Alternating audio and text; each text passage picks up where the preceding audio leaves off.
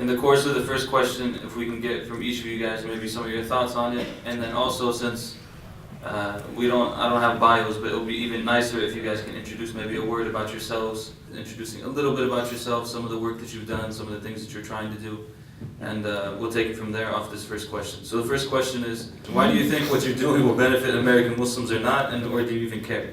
Is that really a main goal? And if so, then how? Okay, well, assalamu alaikum. My name is Lena. I'm a writer-director. Most people early on knew me from, I think in Muslim land, where people started knowing me, is I had done a very short, cheap film when I was a student. It was called A Land Called Paradise. Got passed around the Muslim wavelengths. I see people nodding. From there, I had done a lot of music videos for, popular Muslim artists like Kareem Salama, the country singer, and then I'd been working with Maher Zain for the past many years. Right now, I'm working on a feature film. It's a feature comedy. It's a dramatic comedy called The Tiger Hunter. You got the flyers on your thing, so we can apply what we learned from ALIM and support. But anyways, on to your question. It was really easy for me to justify early on how my work was beneficial. Right, and I'll tell you a little bit why that became a problem later. Is like, I'm making things for Muslim. A Land Called Paradise was a dawah video. There was people who called me saying, I cried when I saw it. Now I can talk to my family. I'm a convert. With the Maher Zain videos, 2 people converted from that video. Like, it was easy. You could say, oh, this is the work I'm doing. Right now we're going into a little bit of a stranger territory where I'm making a comedy. It's for a non-Muslim audience. The main guy is a Muslim, but he doesn't have a beard. It's not really about him being Muslim.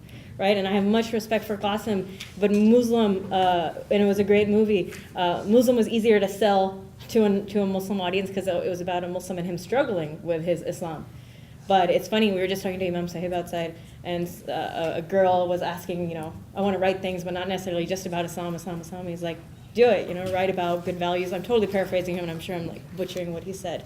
But I do think what I'm doing is beneficial. I know Preacher Moss feels me on. A lot of his guys are doing revolutionary things, and a lot of people say the popular thing like, oh, people have a Cosby show, why can't we have something for Muslims? And I think the reality is in taking back kind of our cultural identity. It's not taking it back, it's telling the truth of who we are. I'm not saying, I don't like when people say we need to be strategic and we need to make stuff for non-Muslims to make Muslims do good. We're already part of the society and we already have our stories, we're already part of the fabric. We just need to be normal citizens. And part of that is we're gonna have our artists and they're gonna tell their stories and so people can finally see us. That's something in our community has always been that we are very averse to those sorts of things. When I go to Desi parties or Arab parties, I tell them I'm a filmmaker. I went to my in-laws and they had some people there. Not my in-laws, but friends of theirs. And they're like, oh, this is Lena, she's a filmmaker. She's like, oh, she's an actress? No, she makes movies. Oh, same thing. I was like, all right, that's fine. So I won't take the time. Okay, real quick. The 3 things I think that are beneficial is A, creating a halal medium the way Dr. Jackson said. My film's fairly clean. I think there's a way, it is clean.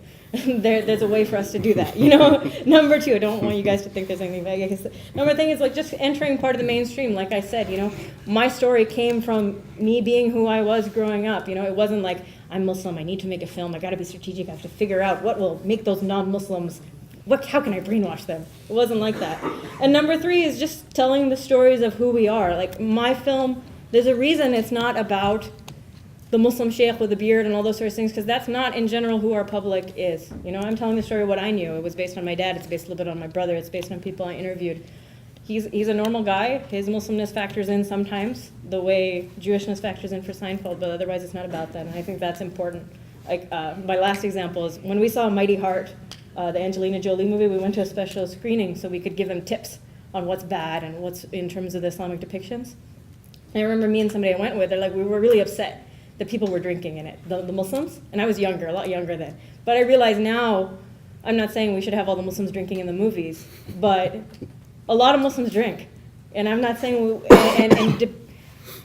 I'm going to rebut this later. Catherine Bigelow said about Zero Dark 30, and I disagree with her regarding her movie. She said depiction is not endorsement. Right? But for us, I think it's a very nuanced thing. Like depiction for us, there is a reality of who we are that isn't all the hijabis here or all the, what is it, beardos? Beardos over there. And I think we need to start showing people who we are as part of society so they see us as who we are. Sorry, that's really long. But my spiel is over after that, don't worry. No, I think that's good after that. So I think the mic's closer to you. cool. Syndrome. My start was a little different. I didn't actually start working in the Muslim community. I started out working mainstream. I started out as a photojournalist, and I worked as a photojournalist for several years before I converted to Islam. And then I converted and everything was haram, so I stopped. And I found art again later. I ended up going to film school. I was a Muslim when I went to film school, so I went to the New York Film Academy, graduated from film school. I had made films actually before I went to film school. You'll never see them. They're buried somewhere. So my trajectory was a little bit different. I got pulled into not pulled in, it was by choice, doing work for Muslims. I actually don't even remember the question. What was the question? I was just gonna talk. It was, why do you think what you're doing will benefit American Muslims? Or was that really a big concern in what you're doing? That's not how you said it. You said, or do you even care? Or do you even care? That was that's what it actually says, or do you even care? I was trying to lighten it up for you a little bit. I hope my work benefits the American Muslim community, but that's not necessarily my goal. And when I say that, I don't mean that my goal isn't to benefit the American Muslim community, but my goal with my art is to benefit humanity. And I don't have a goal to specifically benefit the Muslim community. Whether or not I achieve that goal, it's up to Allah. I create art because it's all I know how to do. My father's a jazz musician. My mother's a painter. So art has been in my life since I was a young kid. The clip that you just saw right now. So I've made several films. I'm a documentarian. I don't do narrative film. For some reason, someone allowed me to choose a genre that you don't actually make money in. So that's an interesting thing about what I do. I've made films that were overtly about Muslims. I made a film called Deen Type that was about Islam and hip hop, and we started screening that about 3 years ago, and it was kind of a contentious issue when that film first came out because we were talking about music, and at that time Muslims weren't allowed to talk about music yet, and I featured Muslim musicians, Muslim artists in that film. It's free. You can see it for free now. It's on YouTube. It's on Vimeo. Just type in Deen Type and you can watch it for those of you that haven't seen it. I've done films I did a film called Common Ground that we sold in the Arab world that was about the Danish cartoon crisis. But as I started doing these kind of overtly Muslim films, I realized that the Muslims were celebrating it, but the non-Muslims weren't necessarily understanding what I was doing. So the clip that you saw here, it's from the feature that we're doing called The Warm Heart of Africa, and that film actually features Christians. They're Christian orphans, and the majority of the people in the film are Christian. There's maybe like one or two Muslims in the film. And this has become a point of contention for a lot of people, for a lot of Muslims. I've been told, why didn't you do a film about orphans in Palestine or in Afghanistan or in Iraq? And my answer is, the reason I didn't do that is because of your question. That's what you expect me to do, and that's what everyone else is going to do. And if I do that, no one's going to do this film. The reason this film came about was actually I was talking to my father, who's not a Muslim, and we were talking about Islam. And he said, so let me get this straight. Muslims believe that you have the last religion to come to mankind. And I said, yes. And he said, and you believe that your prophet is the last prophet. So I said, I'm that's going to come to mankind. And I said, yes. And he said, and you believe that your religion is a religion for everybody, not just for Muslims. And I said, yes. And his response was interesting. He said, He said, I'll believe that when I see the Muslims worried about or concerned about issues that are outside of their own sphere of influence. And 2 weeks later, I was in Malawi shooting the film after that. So the film that I did in Malawi was an answer to my father and to myself, to show that, we're Muslims and we're supposed to care about everybody on the planet, not just Muslims. So my start was a little bit different. I worked outside the Muslim community, and I work within the Muslim community now, and I still work out of the Muslim community. I hope my work is beneficial. That's the goal, but it's really up to Allah subhanahu wa ta'ala. I would say my work, I don't know. I don't know if it's beneficial to the Muslim community or not. We're kind of fickle. And I don't know if it's a benefit to the non-Muslim community. I found as a comedian early, I had the fortune of coming to Islam and deciding to take my Shahada on a comedy gig in Ohio. And so Wednesday and Thursday, I was non-Muslim. Took my Shahada on Friday, came in, I was all new Muslimed out. Had on an Afghan vest and Egyptian. So I looked like a mixed match girl animal. And the club owner said, "Hey, look, he's got props."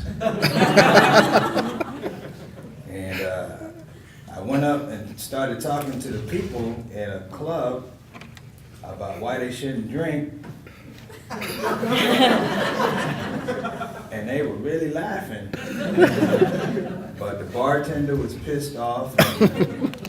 And the club owner said, "Well, something happened between Thursday and Friday. Would you mind telling me?"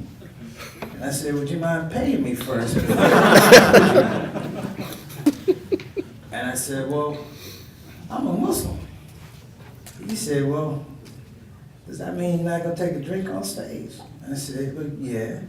He said, "Well, man, you're really funny." I said, "Thank you." He said, "You fired." I said, "Okay." But it was that reaction that kept me moving. My biggest comedy influences, one was Muslim, well, two were Muslim, one was non-Muslim. My first Muslim comedian I really liked was Malcolm X. And the other two, one was a mentor, Dick Gregory, and the other one was Richard Pryor. And I remember after getting fired, I called Dick Gregory. And Dick Gregory, for those who don't know, he was like the comedic voice for the Civil Rights era. And I said, "You know, Mr. Gregory, I got fired." And he said, "What happened?" And I said, "I told this joke, and I told this joke, and I told this joke about how people don't really look at oppression until they broke, and da-da-da." He said, "Man, that's good stuff." He said, "What'd the owner say?" I said, "He said, you fired." He said, "Yeah, I'd have fired you too." And what I learned was the world became the space for where you perform. There's nothing other than that. As a comedian, Allah made me funny. For those that want to know, if you laughed, I did my job. But I did my job as a teacher. It wasn't a comedy tour per se, it was a curriculum. It was a curriculum on how the African American community and immigrant community could work together without fear. We could show up at the same place and have a common goal. And when it first came to me to do all of it, I'll be honest, I didn't want to do it. I was a young comedian, relatively young. In Los Angeles, I had a good writing job with George Lopez. Lopez never had a problem with me being Muslim. It took him a while to figure it out. He just thought I didn't drink because I didn't want to get drunk. But he didn't know, and it was a funny story. I told it a couple times. It happened, we did a radio interview, Kansas City, early in the morning, and he couldn't figure out where I would go on Fridays. Now, I'm dating myself because we didn't have IslamicFinder.org back then. You had the yellow page. You would look on the M for Muslim, Muslim, Mediterranean restaurant. And then you couldn't find Islam, then you get desperate. You go to the white page and you start cold calling Muslims, you know? It's like, "Green, Salaikum, I got one." Hey, look, brother, I'm trying. And it was funny because brothers would go, "Oh man, you're trying to get to the masjid?" I'm like, "Yeah, I'm in Michigan. I'm trying to get to the masjid. Oh, we come pick you up, brother." And it was funny because they couldn't tell what color you were over the phone. And so you would go, and that's how you built relationships. And that was interesting because when we did Allah Made Me Funny, I said, I want a tour that's going to build relationships. And to build on Lena's point about doing things for non-Muslim, for those that don't know, I wasn't always Muslim. I like to say I did things before I became a Muslim, like had fun. I was an efficient sinner, thank you very much.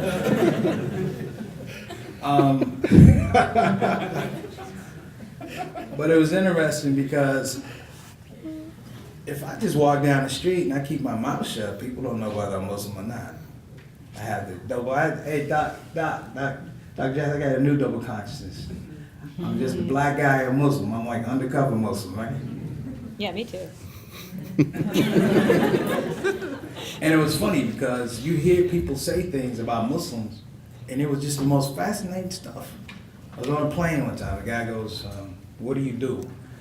And I was like, "I'm a comedian." He goes, "Well, you know, they tell me some jokes." I was like, "It's too early in the morning. You're not paying me, right?" And the guy finally, I was like, "You know, I'm a Muslim." He goes, "You're a Muslim comedian?" I'm like, "Wow." He goes, "Who do you perform for?"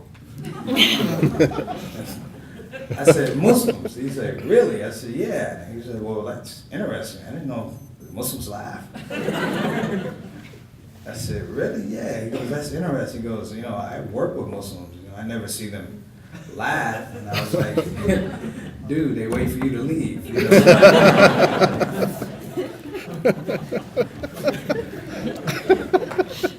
But you become an examiner of history as a Muslim comedian. I've been able to be a part and see things change.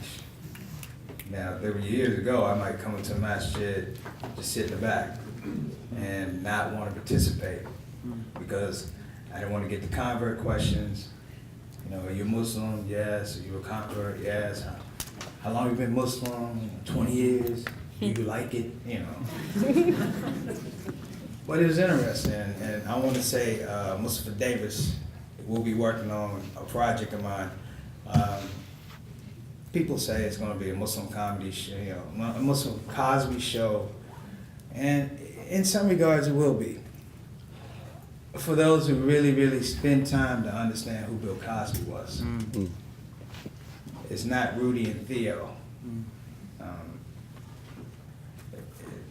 The point to be made is that, you know, to answer your question, intention in art is something that segregates people who have integrity and no integrity.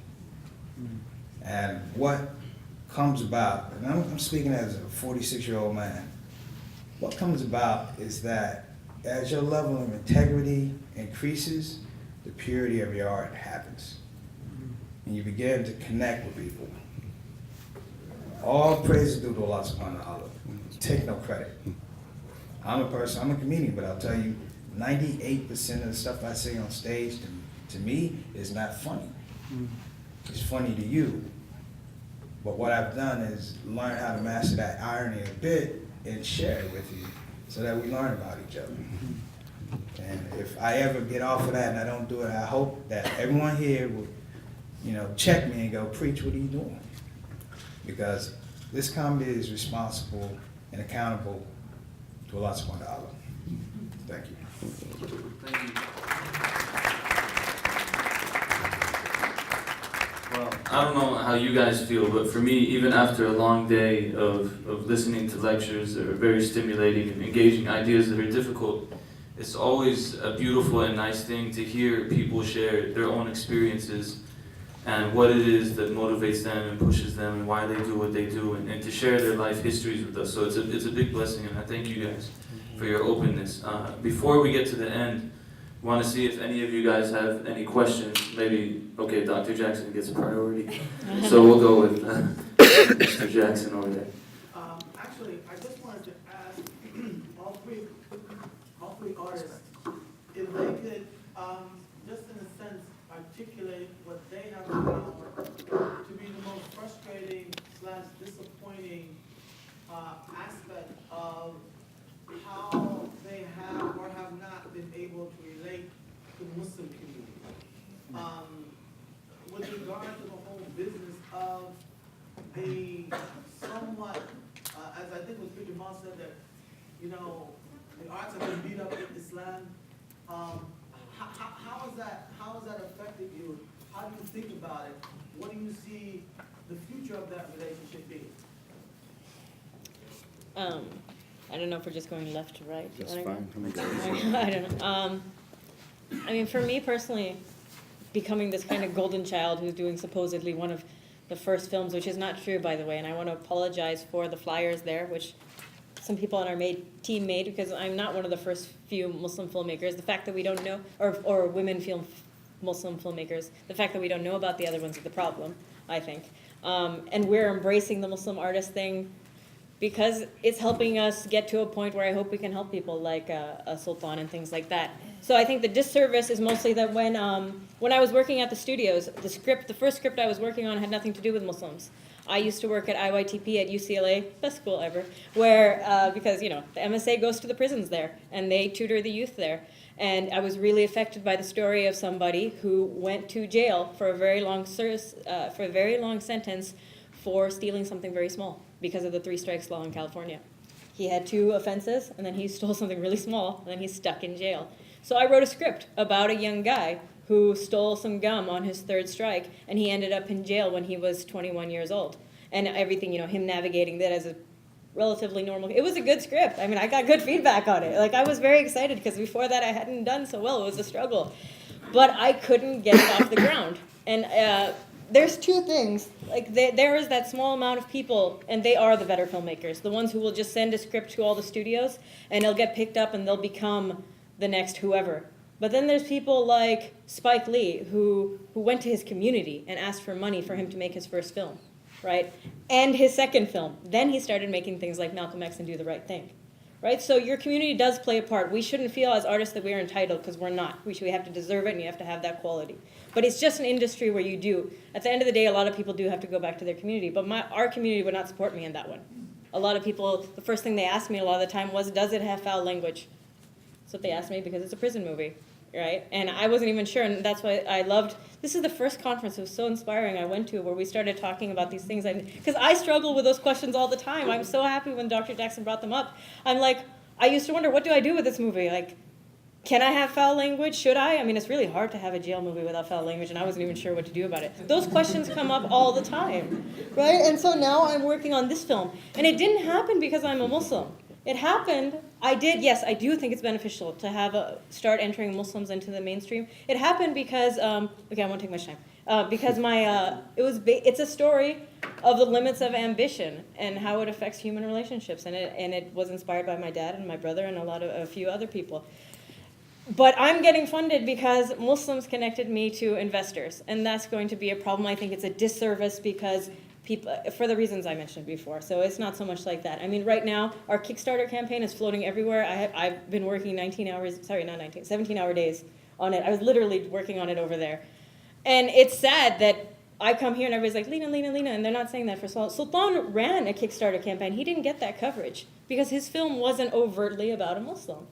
I do hope, by the way, that you guys can all go home and please pledge to my Kickstarter campaign. I super need it. Please take the flyers, but I'm just saying, I hope I'm somewhere on the road to that. But that's the main disservice. I think we need to make stories that come from your conscience. I was trying to help who I could, but now it feels like I can only help Muslims or something.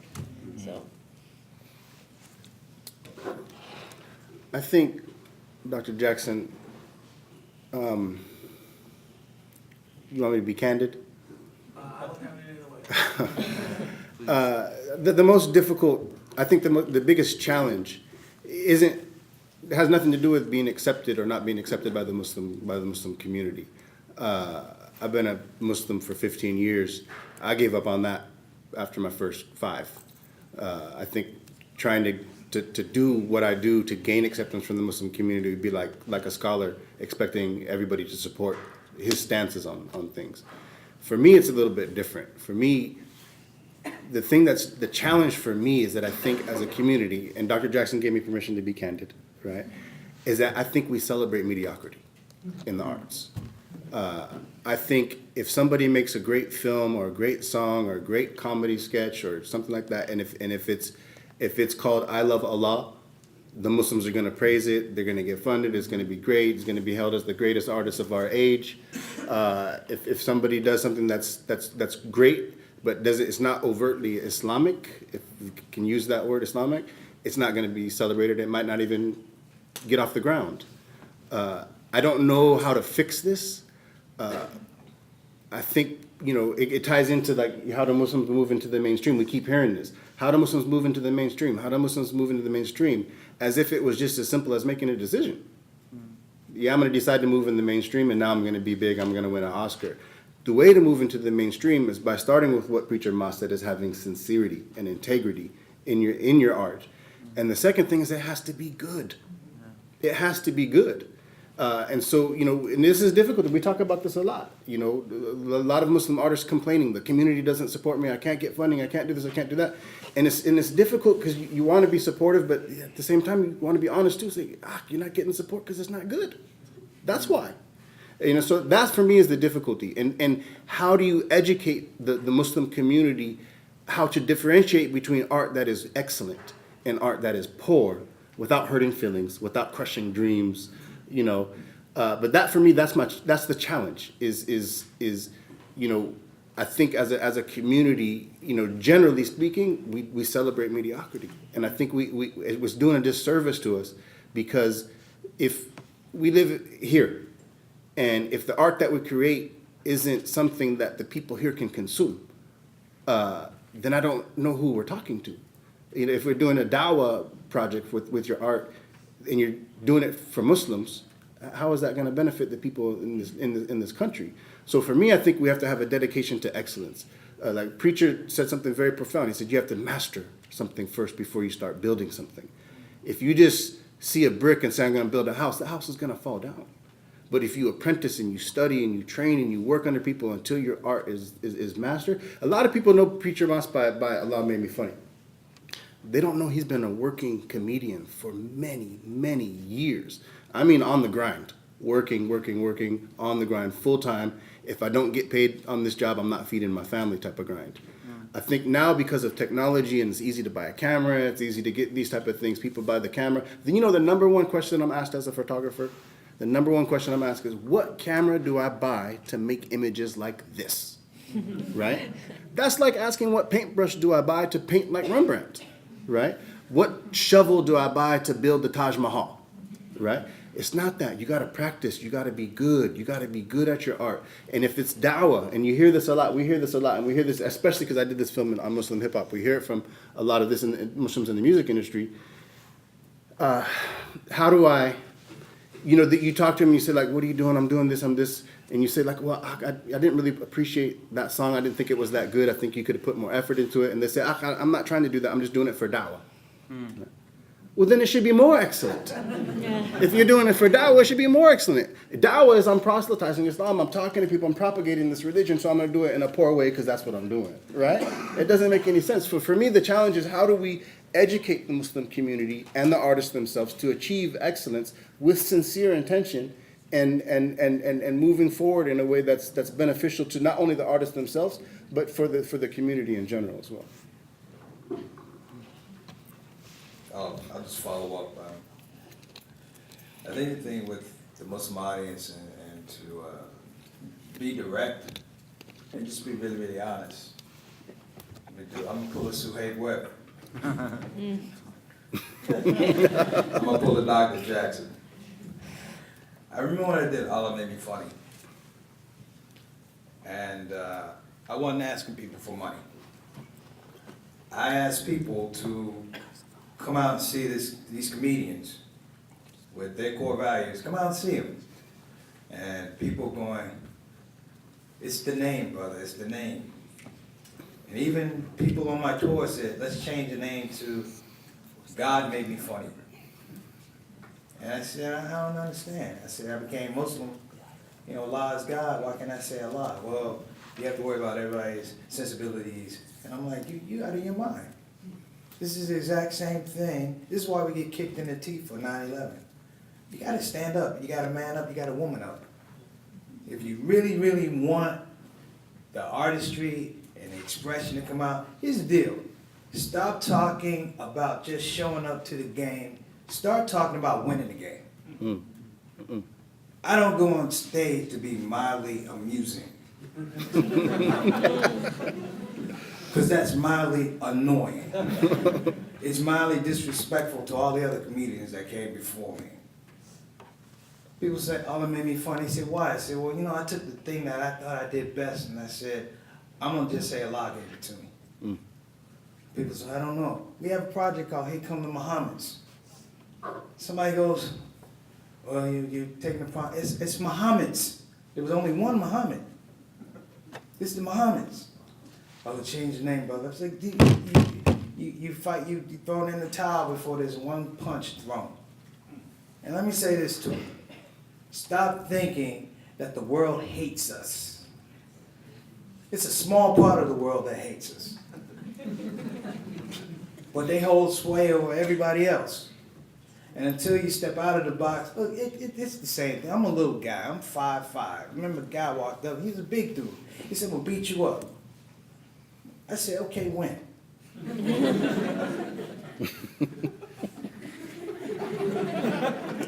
I'm a busy man. I got to know things.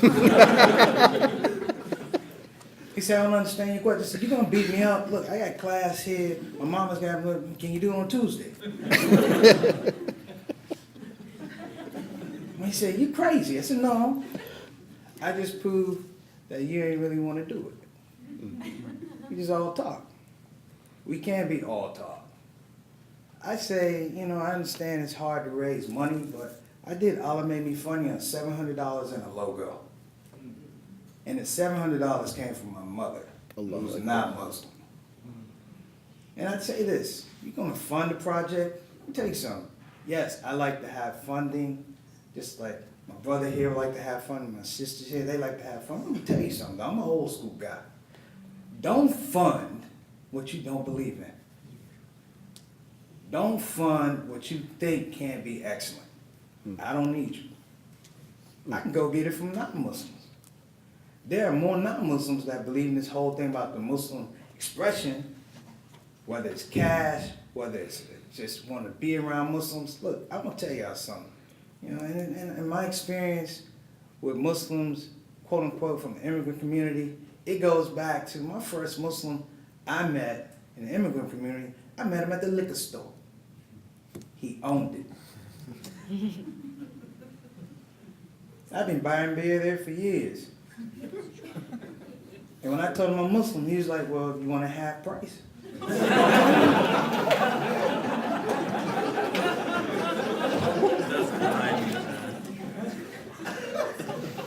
My point is, don't look at this thing of what we're trying to do as artists or even dean-wise in a situation where you want a discount. Pay your full price. That's all I'm saying.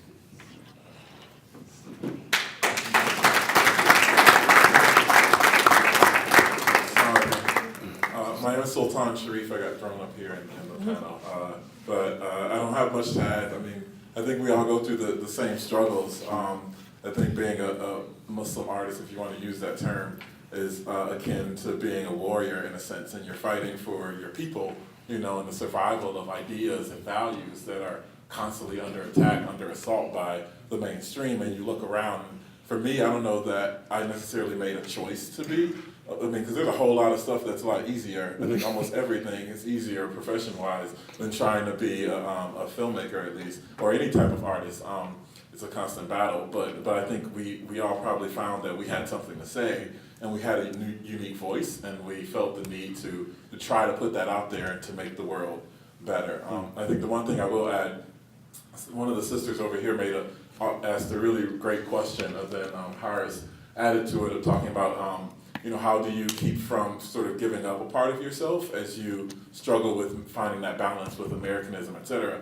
And I think inherent in that is this, a lot of times we make the assumption that what we have isn't valuable, but I think we forget to stop and think, like, we have the best religion in the world, the book that we read is the Word of God, and like that, there's nothing that anybody can write or come up with that's better than that. So if that's what we're operating off of, and that's what's inspiring us, then our inspiration is better than anybody else's inspiration, because what is Quentin Tarantino or somebody, what does he have on the Quran, if that's what I'm reading from, right? And so with that, I think, and the examples of the Sunnah and the Hadith, if that's what you're pulling from, who's going to compete with that? Show me, Steven Spielberg, what you have to put on the table that's equivalent to the Quran or the Seerah of the Prophet, And so then if we master our craft, then I think we then are empowered and are enabled to try to improve what we're doing to the point where it can be relevant to everyone. And so for me, that was the journey I set out on. A lot of you might not have heard of Bilal Stan, But I wasn't trying to impress Muslims. Muslims don't make the best film festival in the country is a Sundance Film Festival. So if I'm going to follow the sunnah, I'm going to go for whatever is the best, right? It took 4 years to get there, but alhamdulillah, I got there. If pleasing the Muslims was on the way to getting to Sundance, I might have done that, but it wasn't, so I didn't, because I was trying to, if you're trying to get to Harvard, you're going to do what? Study and get good grades, right? So if that's the Harvard of my world, then I'm just going to do whatever is best, and I'm going to try what themes and what practices, etc. I can to put that in there. The thing that I've gotten the most sort of recognition and acknowledgement within the film world is how we made our film. We made it off of an old Arabic model of partnering a school with a business, right? And so if you're teaching the students something that they're learning, while you're making a business, you actually end up saving a bunch of money. And the film industry at the end of the day is all about money, right? So what we did was I started a class at the University of Michigan where we partnered high school students with college students. They would collectively learn about the filmmaking process, but each one of their assignments was actually pre-production for our film because we didn't have any money. And so so then we ended up, when we added the whole thing up, the film department, they had an accountant come in and kind of add up all the numbers. We had raised $435,000 in kind, and I think we had $19,000 in pocket. And we shot a feature film that anybody in Hollywood, if they used the same camera, same equipment, same number of people, it would have cost them $500,000 to do, right? But I took what I learned, because my religion is the best one, I think it is, I'm pretty sure, right? And so I took what I learned from that best, inshallah, from that best example to do the best that I could in my field. And I think that's what we're always trying to do, is find that inspiration. And some of what, a lot of you guys might have been confused what Lena was talking about earlier, because we've all been in communication as we're financing. So my film is in development in the Hollywood world, where you're getting into actors and there's packaging, and each actor has a certain dollar value associated with them based on different demographics and certain geographic territories. So then you play this scientific game where honestly most of them, it's all run by predominantly the Jewish community, and a lot of them will just, it's not always overt, but like undercover. Oh, are we on the online thing? Should I not be speaking candidly? Because I'm not trying to lose my job. You were financing.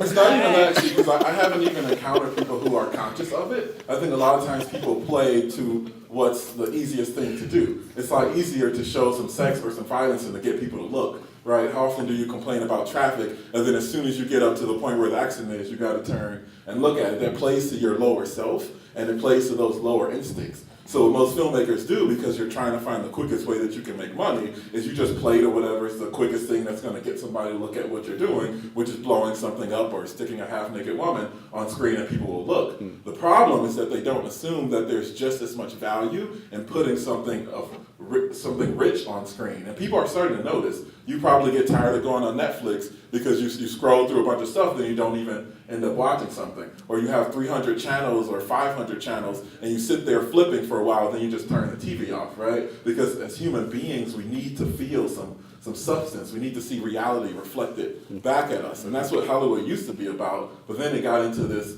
oh, well, if Paranormal Activity 1 made money, I'm just going to recreate that until it doesn't make money anymore. Or we find ourselves seeing the same movie over and over again, right? And so that creativity that is a part of our medium, I think for whether you're a printmaker or a painter or whatever, right, that's starting to suffer. But we have the best religion in the world. So then we have a solution to solving this issue of our various industries, and bringing something unique and bringing something real that has value to the general public and not just to the Muslim community. So I think for all of us, I ramble a lot and I apologize, but I think we're all struggling to better ourselves. And as you better yourself, as a human being, you better yourself as an artist, you better yourself as a Muslim, and then you increase the value of the work that you're doing, both for your community and the world at large.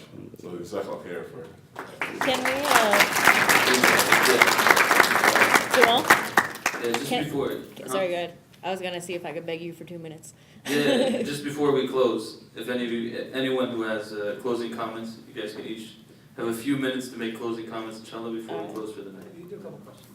Couple questions too? Closing comments. So do we want to do questions and then closing comments? Should we just shoot to finish before Fajr? I said 2 questions before closing. Okay. There were some photos that had questions. Who do you want me? You I call think it. he's had a question forever. Yeah. Be careful. Which aspect? Say what? Oh, sorry, I know she's been doing it for like Guns the blazing whole units? time. Okay. Well, no, I mean, I just feel like a part, you know, I'm married to an entertainment lawyer, and she's A really good one. she's not She's mediocre. She represents Death Row Records. She represents big people. And me. And my question, I mean, I want to challenge what you've been saying. I raise money for all kinds of people. And I can raise money for a hijabi over a man any day. I can raise money for a white American Muslim to make movies about Islam over a black American Muslim any day. In part of this discourse about integrating, when you integrate into America, you become racist against black people and gay people and Jewish people. That's part of I just want to say I don't like black people either. but you're talking to someone who comes from an Egyptian family that identifies as a black American. Right. Someone identifies as an Arab. I'm not an Arab. Now the question is, at what point are we as a community going to be honest about why the best people are not getting funded?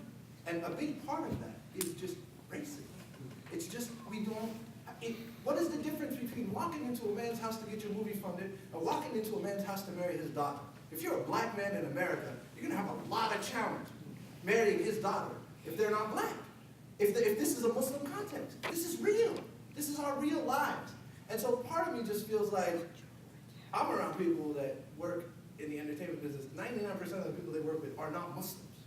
And the reason that is because she refuses to work with people that are racist, people that are mediocre, people that are not impressive.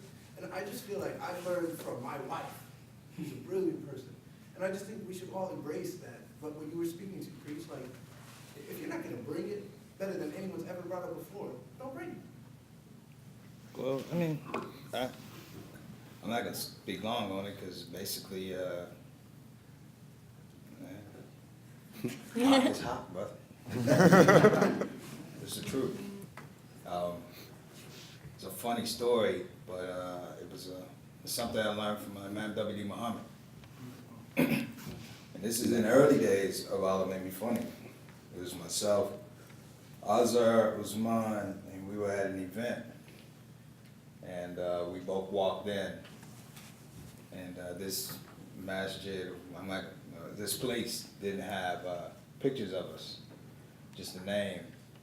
And I remember walking in, and they were like, "Assalamu alaikum, Azerbaijan," and I'm still trying to figure out what in the world is Bai. I'm not Bai. I said, "You Bai? You didn't tell me."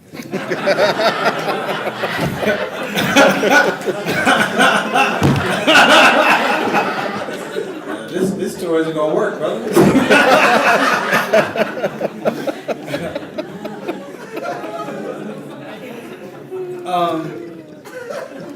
But to be real, I remember Ozzy would go on stage because he was a young comic.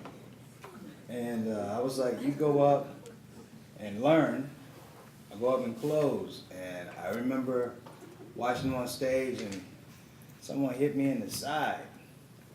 Like elbow me in the side. I'm like, who is this elbow? And it was a sister, you know, she's a Pakistani lady, you know. And I was like, can I help you?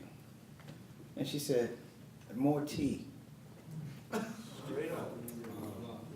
Straight up. And I went and got the tea. And then I put it down and I went and did my show. I was like, hey, that lady needs more tea. But you learn. You know, you learn. And part of that is humility. The racism is interesting because, you know, I just want to say that the idea of it is so attached to so many other different things. And yeah, it is hard to get funded.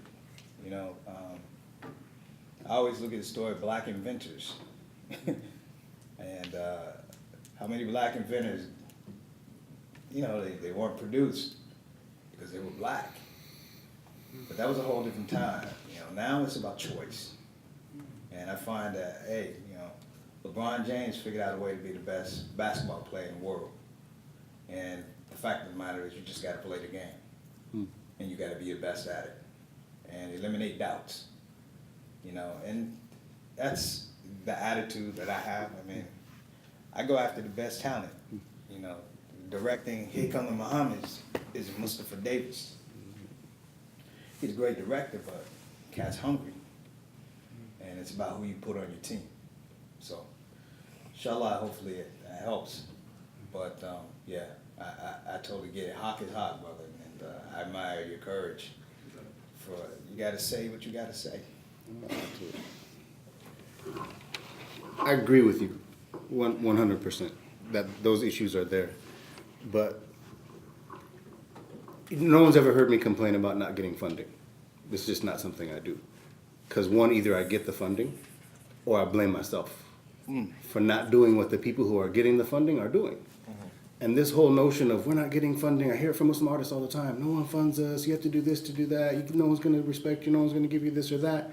You know, you hear it all the time. And for me, it's the same thing that we hear from like the Muslim community. The Jews are doing this to us. The Americans are doing this to us.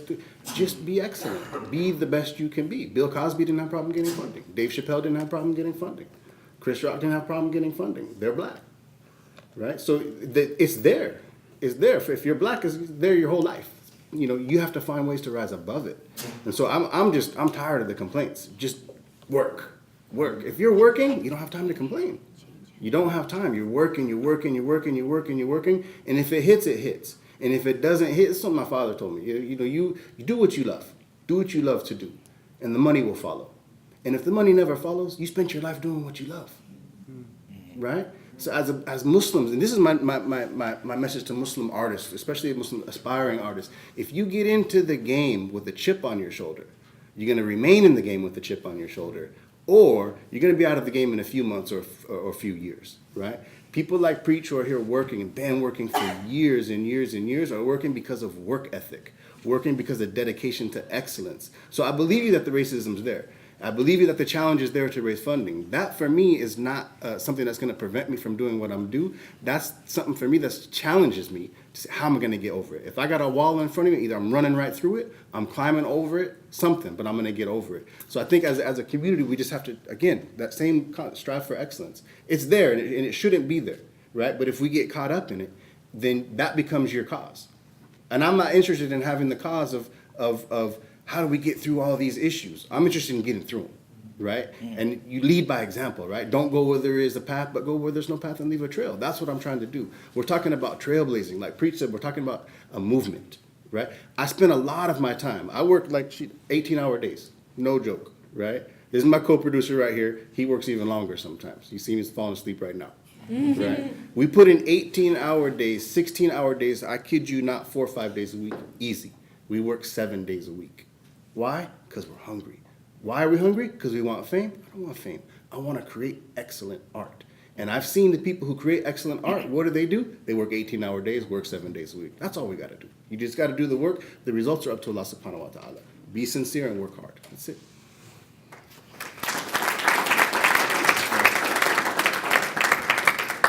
Did you have something? Oh yeah, I have my 2 minutes, right? So, I mildly disagree. Not mildly. I don't believe there's a reason that we didn't have most of our funding, the first half, a lot of money. I'm not supposed to disclose my budget. Never mind. The first lots of money, like lots of money. My brother said, take a picture of it when it's your bank account because I've never seen that much money. He said the first amount of money we raised didn't come from Muslims, right? And so I know that there are a lot of people who made it without any support from anybody, and I do think that those are the golden people. But having worked in the industry so long, I used to work in acquisitions. We were the people who bought people's films. There are a lot of people, and that's just how the world works, that they got there because they were talented and they had support. And that's just how different communities work. I told you about Spike Lee. If you got the Lynette Howell, who made Half Nelson, which is one of the movies that launched Ryan Gosling, as a friend of mine. I asked her, I was like, how do you get financing for these movies? That movie, its budget was $2 million and it made $15 million. It's considered a successful independent film. She's like, oh, I knew a lot of wealthy people and they helped connect me. After that, it was obviously the merits of the plan, the business plan, the merits of everything else that got the investment. The same thing for us. I don't believe that, I hope that aside from the tawfiq from Allah, I hope that the reason we're getting the money is not just because I'm the Muslim person. That's not how we got most of our investment. Those Muslim investors the Muslim investors we have could care less that I was Muslim. They're like, how much of a return am I going to get? What's your experience? And I showed them my work. We had to have a solid business plan. His wife made me an excellent term sheet. Most filmmakers don't know what a term sheet is. That's a problem. That's a problem that he's addressing, and I think that's very important. So here's steps, guys. From my opinion of, only thing I can speak of is work in the industry. I don't know about the scholarly stuff. A is the problem we have is that obviously our community doesn't have a focus on getting into these cultural institutions, be it the media, art, TV, right? And where does that present a problem to us? And it's not just as simple as, hey, whenever like, oh, there's an artist in the community, let's fund him. No, it's not about that. It's that people would hook me up with the hedge fund capitalist after they saw my work and stuff like that. But the reason I got that connection is because maybe I went to the masjid, I started telling people about my work, what I did, and they were kind enough to connect me. They didn't connect Sultan as much. I don't know the status of this project. It might be funded or whatever, but that's the reality. They weren't connecting him as much as they were with me. But at the same time, so that's the first thing. But then the second thing is that we have to exactly reward excellence. So how do we do that concretely? The first thing is that I get a lot of people, dozens a week, young filmmakers who call me, I talk to them, I try to help them, but sometimes their work is very bad. And what should I tell them? What would you tell somebody who wants to be a surgeon and their scores are very bad? Right? Would you tell them to become a surgeon? No, right? But that's the problem. Sometimes when we're floating this believe in the arts dynamic, we're not rewarding excellence. It's doing a disservice. I feel like Simon Cowell, right? Simon Cowell does a good thing on American Idol, that he tells people who have no shot, don't do it, right? And we need to do that too. And we need to say, listen, this is a valuable career, and I want you to treat it with as much education, intellectualism, inspiration as you would if you were becoming a doctor. My in-laws are all doctors, every single one. My brother-in-law, my sister-in-law, my husband, everybody, they're all doctors, or they're training.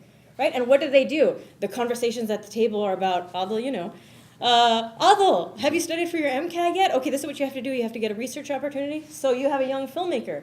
When they become a filmmaker, we're like, oh, they're lost to the world. like, let's not have that same responsibility. No, you treat it as a respectable job, a respectable career, just as much we put value. Not just in what we're doing, but the thought behind how you do it. So you tell them, listen, have other people said your work is good? Are you working on your story structure? Are you working on that? Have you made connections in the industry? Part of what I hope is what the Kickstarter video is doing. I hope for the community is people see that I've worked in the industry for a while. Our script is really strong now. We're negotiating with really big actors. My producer has been working with Brad Pitt for the longest time. Like, it's a big deal, and it took a lot of work to get there, and I'm hoping people are recognizing that. We need to recognize that in other people, but we have to encourage that value. Okay, and the very last thing is so that's the one way to support. The other way is if you know people with capital, it's about time our community started a film finance fund. I don't think you should just start giving money to filmmakers just because they're Muslim filmmakers. I think you have a finance fund the same way that the gay community did. They rewarded a lot of very talented gay filmmakers, and that's why you see them out there. That's why you see some of them. Because the industry is made of a lot of people, but you get in there a lot of different ways, right? And so a film fund where you reward only the very good filmmakers, the ones who are really working, who are inspired, and the people get together and we're going to finance them, right? And we'll become investors in that project. And that way you are working with the arts, and also you're rewarding people who have an excellence things, because getting into the mainstream isn't just about having the young auteur filmmaker. Like, to make a commercial movie, you have to think commercial. You have to start entering the business side as well. That's something's missing from our entire community. I rarely ever see it. The fact that working with his wife, who is an excellent lawyer, I'm so lucky because she represents like these huge artists, right? She's like, yeah, I'll give you a term sheet in 2 minutes. I'm like, well, why don't all the other Muslim filmmakers have a term sheet? I don't know. They're not even thinking business. They think, not all of them. Obviously, we have exceptions here, but most of the ones I've come across, and that's the problem that we have right now. So anyways, and please go home and donate to my Kickstarter campaign, please, please, please. I'll just say to answer that question, I think it's one of cultural literacy and cultural competency. Like, for me, like I studied film, I teach film at the University of Michigan. I designed a class in college, and then I've taught it for 3 years after doing 3 more years of research, So the U of M, which is a pretty good school, respects that ability and that knowledge and that understanding, but I feel like our community doesn't really put that same amount of value, nor do they understand the connection between what you're studying and what they're seeing, if you have young kids or if you go to a high school or turn on a television. Like, those two things are connected, and there's a value in supporting, someone with that perspective. But I think we don't have the, like, to even give an example of a meeting. I had some meetings with some guys in New York who were going to connect us to some money overseas, right? So we go in for a 30-minute meeting, and even going in, I was just like, how does this, like, I'm from Detroit, I went to college and graduated, which is something that very few black men can say off the bat. So I must have some experience that's different than what the majority of America can say, right? Then I made a feature film in college when I was 19, then I did another feature film when I was 22, and then another one after that with Muslim. 2 years later. So going in, I'm thinking, I kind of know a little bit about what I'm doing, right? But in 30 minutes, I'm supposed to sit here and explain to you this whole history of how I got to this point, understanding the relationship between the type of work that I'm doing and sort of how it connects to Islam, even though it's not blatantly sort of Islamic work. And why do you even have the expectation that you would understand that? You know, I don't call a doctor and be like, all right, explain to me how you're going to do brain surgery, and can you do it in like 30 minutes and explain the, you know, how the intricacies of that work, so I know, you know? And so I think the lack of that understanding creates this larger problem where even going into a meeting, it's like you're already lost because there's this expectation that you can communicate all these complex things that have taken us a lifetime to come to the conclusion. And if you don't have the cultural competency to even understand half the tools that I'm dealing with, like the tools of my trade, like I pack mad weapons, you know? And if you don't understand what half of those do, then me trying to explain to you the value of what I do, you won't even